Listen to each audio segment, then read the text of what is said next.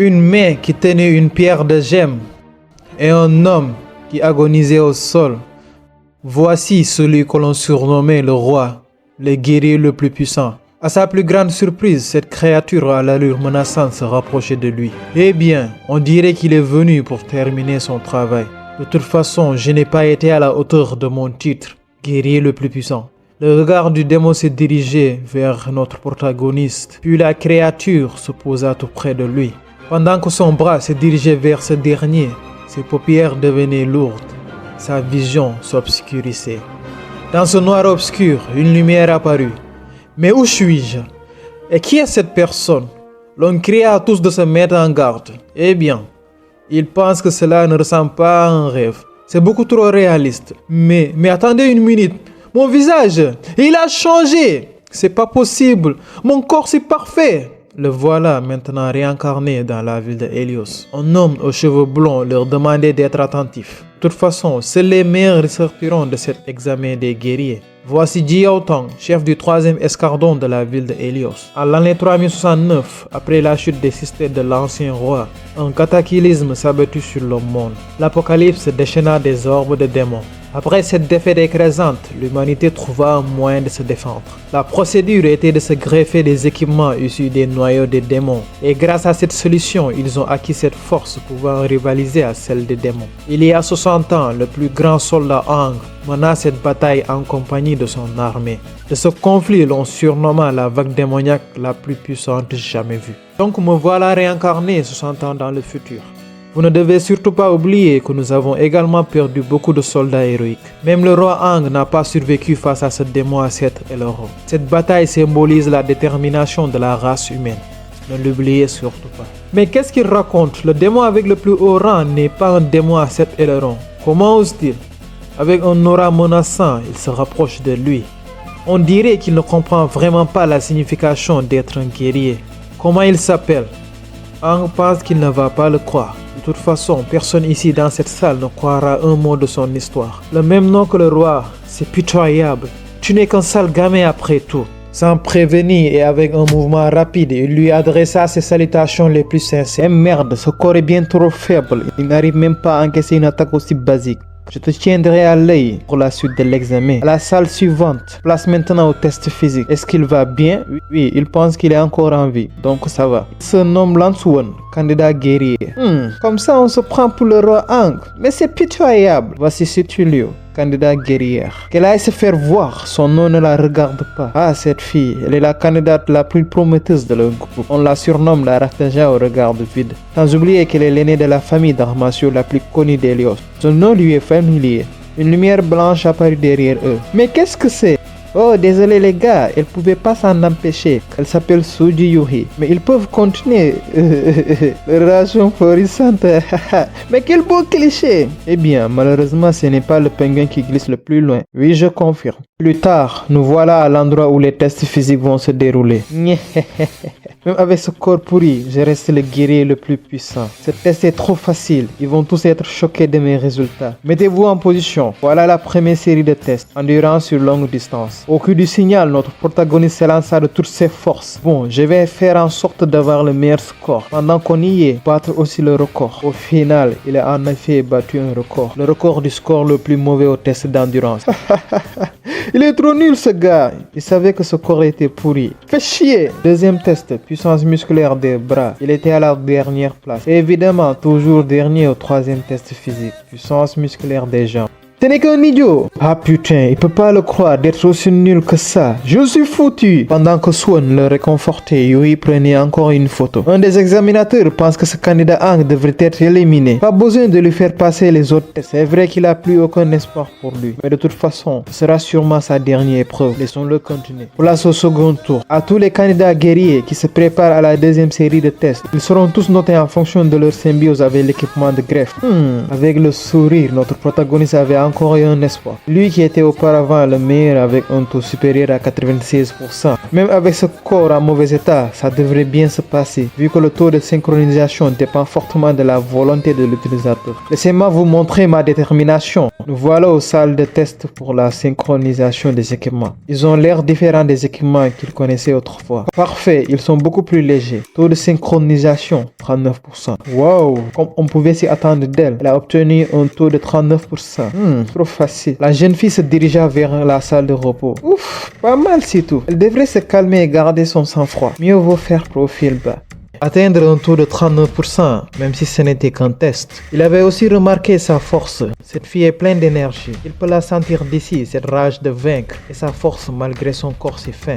Tout à fait d'accord, cette fille est très puissante. Tout le monde pense qu'il n'a pas du tout l'air stressé. Eh bien ça va, il est de toute façon habitué.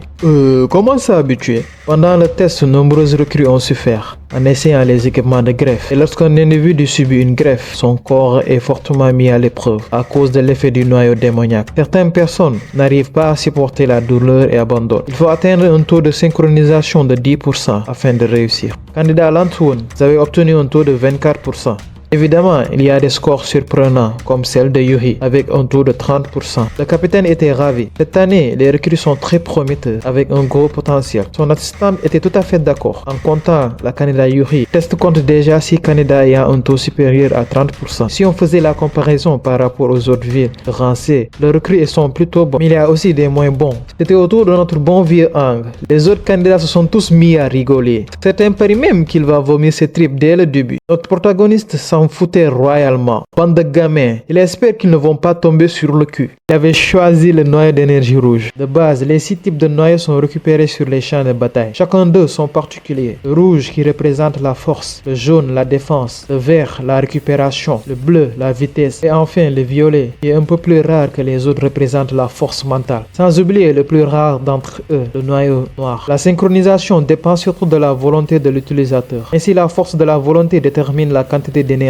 que l'on peut supporter. La greffe est réussie. Peut-on commencer? Allez-y. Dans la salle de repos, une lumière rouge émanait. Si tu étais étonné, quelle forte réaction. Et cette sensation venait de lui. Maintenant, ouvrez grand les yeux. On compte bien leur montrer ce qu'est un véritable taux de synchronisation du guerrier le plus puissant. Donc comme ça, il leur cachait évidemment quelque chose. Il va être sérieux et montrer tout ce qu'il avait dans le ventre. Le taux de synchronisation ne s'arrête pas d'augmenter. Encore et encore. Il est déjà à 40%. 40. Il peut mieux faire. Dans sa vie précédente, il avait 26%. Encore plus, il va leur montrer. Les candidats présents dans la salle n'en revenaient pas. C'est quoi ces conneries? 45, 50, 60%. Le capitaine n'y croyait pas.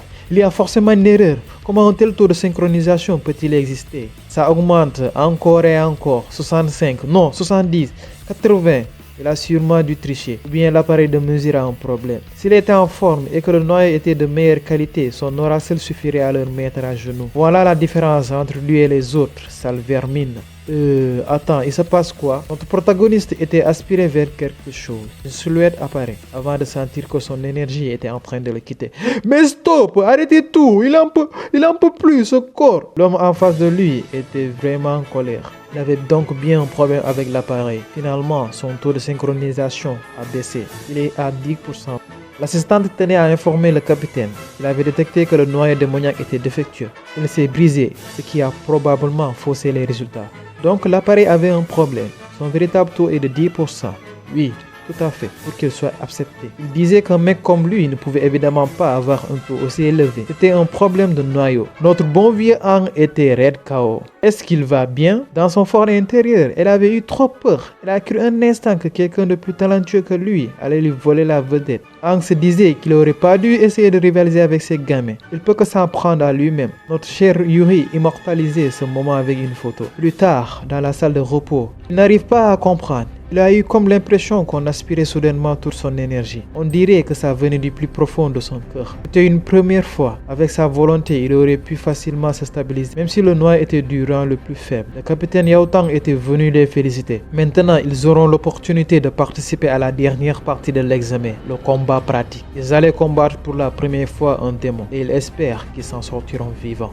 Ils se mettent tous en ordre de passage pour l'épreuve finale. Aang pense qu'il va mourir. Il est à bout. Le capitaine qui l'observait pendant que notre protagoniste rejoignait les autres. Quelque chose avait attiré son attention. Mais qu'est-ce que c'est? Dans sa main, il tenait une pierre démoniaque. Ce jeune homme, il s'appelle Aang. Il l'intrigue de plus en plus. Ouverture des portes, qu'il se prépare. Donc après tout ce temps, l'humanité vit dans ce genre de ville isolée. C'est vrai qu'on lui a remis un autre noyau de force, mais il ne pense pas que ce soit la cause du problème. Sa puissance s'est affaiblie, comme si quelque chose dans son corps l'a rejeté. Il n'arrive pas à trouver une explication, sûrement un effet secondaire de la réincarnation. Au moment où il posa son pied à l'extérieur de la ville, il avait ressenti quelque chose. De son pied droit émanaient des vagues de résonnement, parcourant des kilomètres à la ronde.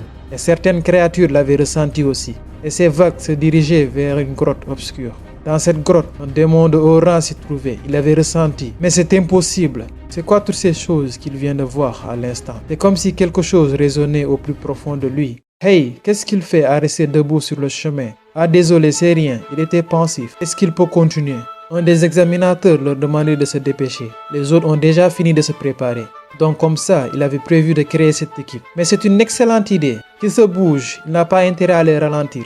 En son fort intérieur, elle a eu peur. Elle pensait que personne ne voudrait d'elle dans son équipe. Ils vont tout donner et l'équipe est au complet. Stèle de dispersement. Une stèle noire faite d'un solide mélange rocheux. Et celui-ci est spécial car il permet de dissiper le brouillard.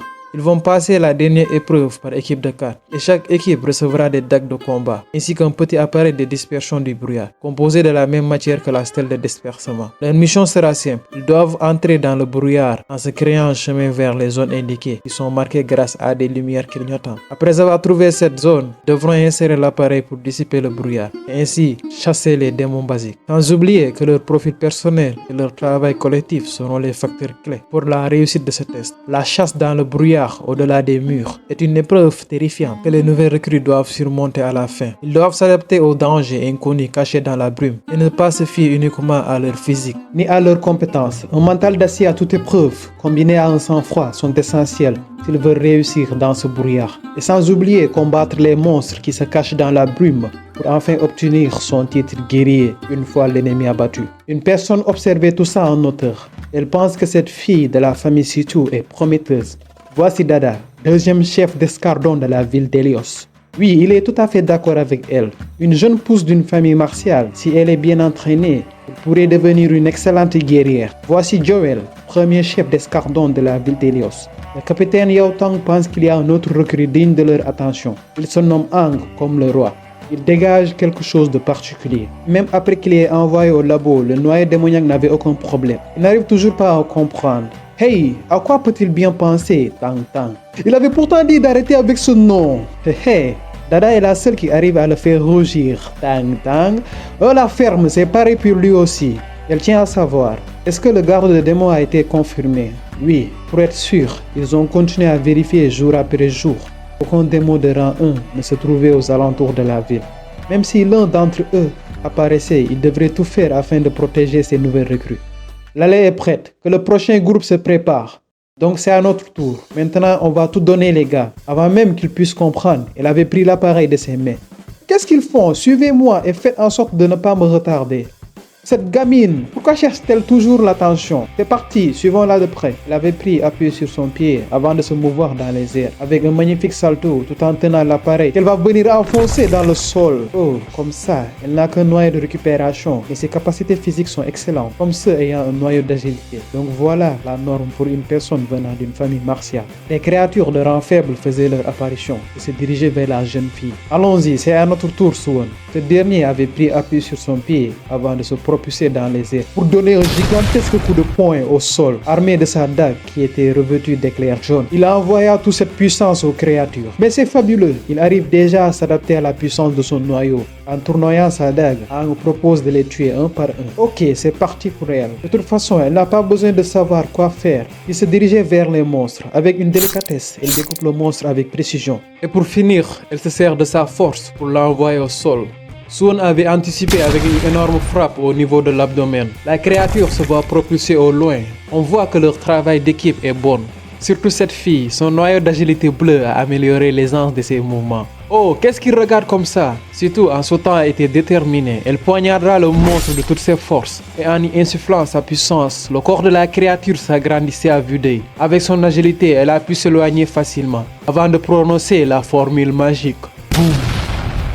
De l'autre côté, notre protagoniste se préparait pour abattre l'ennemi. Je vais commencer par les 3 points vitaux, la nuque, le torse et pour finir, l'abdomen.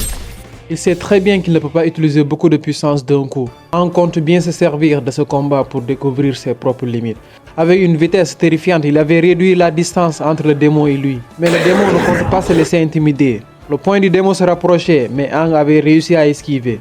Puis d'un mouvement rapide, il essaya de le poignarder. Mais la créature n'avait pas dit son dernier mot. Il attaqua de nouveau avec un coup de pied. Mais encore une fois de plus, notre protagoniste l'avait esquivé. D'un geste rapide, il tenait maintenant sa dague de la main gauche. Et au même moment, sa main droite lui sert d'appui. Et de ce mouvement, il avait réussi à le poignarder. Puis de colère, la créature avait décidé d'en finir. Aang avait retiré sa dague et de ce mouvement, il avait réussi à se dégager. En pivotant avec précision, il tranche le cou de sa victime. Et au moins ça, dans son état actuel, il n'a pas assez de puissance brute. C'est incroyable, on pourrait même croire que Aang joue avec son adversaire. C'est qui ce petit maigrichon? Il n'est pas si mauvais que ça. Ce n'est pas tout ça. On dirait que c'est un vétéran avec sa manière de se déplacer. Ce Aang, il ne cesse de m'impressionner.